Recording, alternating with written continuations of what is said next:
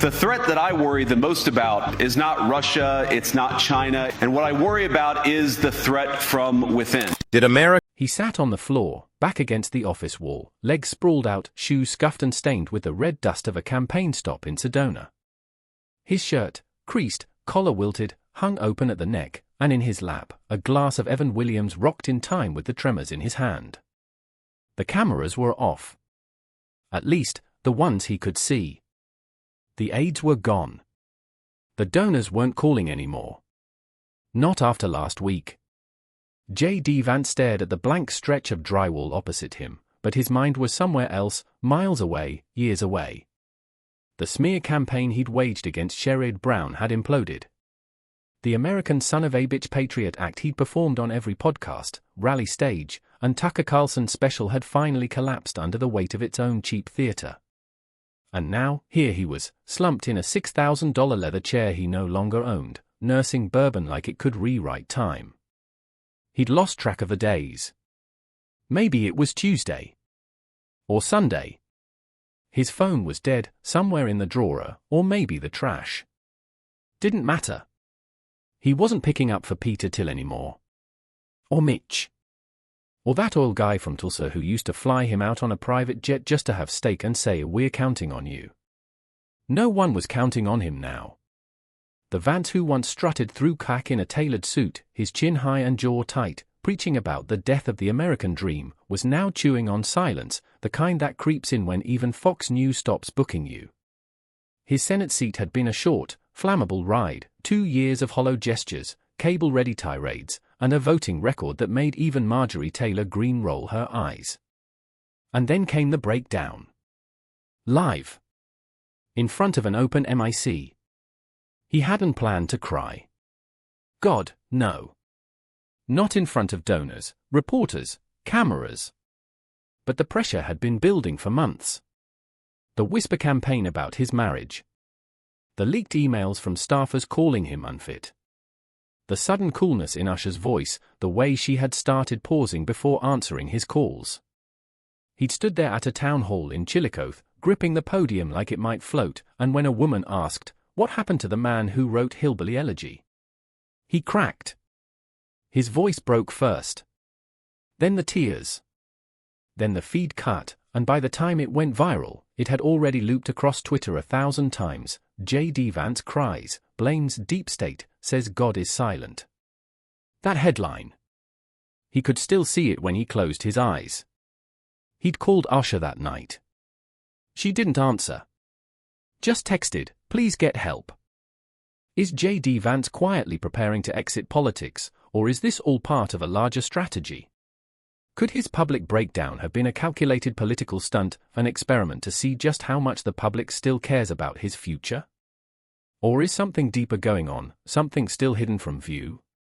As his camp continues its silence, the uncertainty grows louder. Washington is watching. So is the nation. Whatever happens next, one thing is clear: JD Vance's future in politics is a matter of intense speculation, and everyone wants to know what he'll do next. The internet responds. When JD Vance's emotional television appearance went viral, it didn't just ripple through political circles, it set the internet ablaze. The response was immediate and divisive, particularly among his mega base. Some rallied around him, applauding his vulnerability as a sign of courage.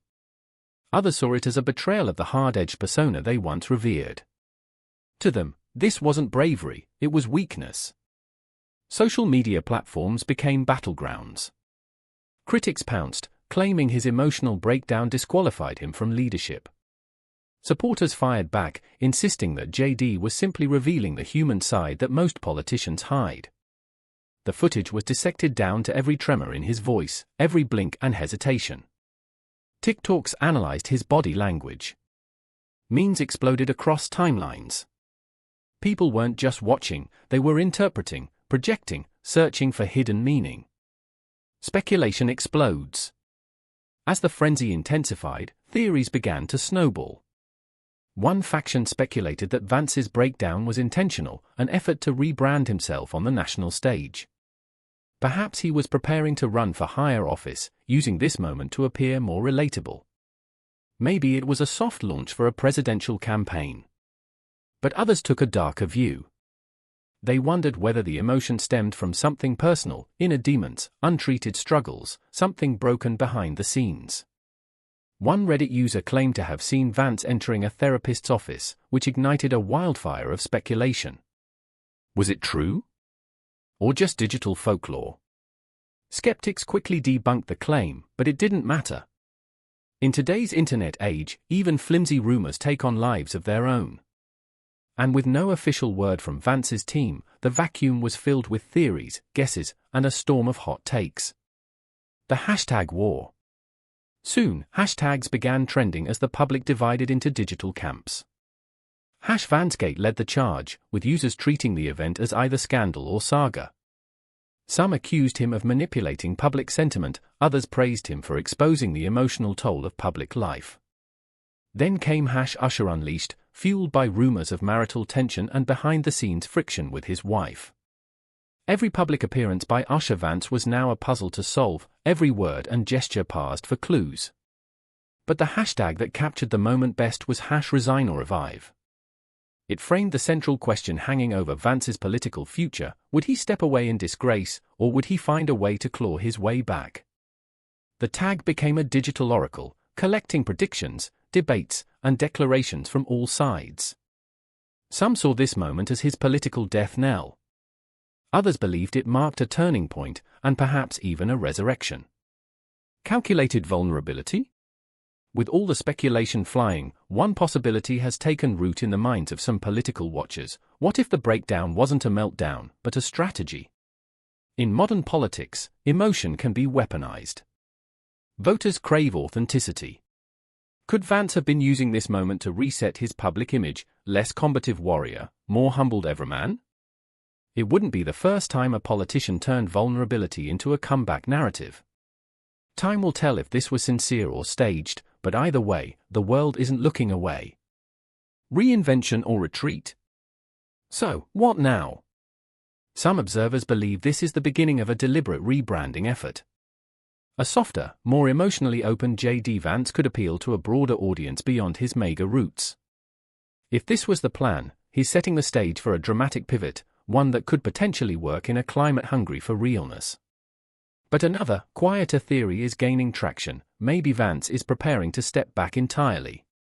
After years in the trenches, after the scandals, speeches, and non-stop scrutiny, it's plausible he might walk away. He could return to books, documentaries, or the media world where he first made his name. He's an established author with a compelling story. A return to commentary and thought leadership wouldn't be a retreat. It would be a recalibration. Usher in the spotlight. As JD's future remains uncertain, another figure has begun to draw attention: his wife, Usher Vance. Long seen as the intelligent and composed force behind the scenes, Usher has typically avoided the spotlight. But in the wake of her husband's unraveling, speculation has swirled: could she step forward? With her Ivy League background and legal acumen, Usher has the profile, and potentially the ambition, to build her own public platform. Some believe she's already laying the groundwork. Her role could evolve from silent supporter to political player in her own right. Whether she continues to operate from the sidelines or emerges as a figurehead herself, one thing is clear: if JD's star is dimming, Usher's may just be on the rise. Trump's silence speaks volumes. Curiously, the one person who hasn't weighed in is Donald Trump. Known for his knee-jerk reactions and brutal honesty, Trump's silence has not gone unnoticed. For a man who endorsed Vance and once praised him as a true warrior, the lack of comment now feels deafening. What does it mean? Is Trump distancing himself, sensing weakness?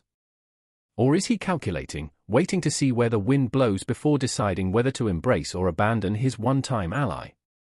Either way, the silence is louder than any tweet, and could hint at deeper fractures within the mega machine. A new kind of politics? This entire episode might signal something bigger. As politics evolves, the tough guy persona may be giving way to something more nuanced, something emotional, even fragile. Vance's breakdown could be the first crack in a facade that no longer resonates with a changing electorate.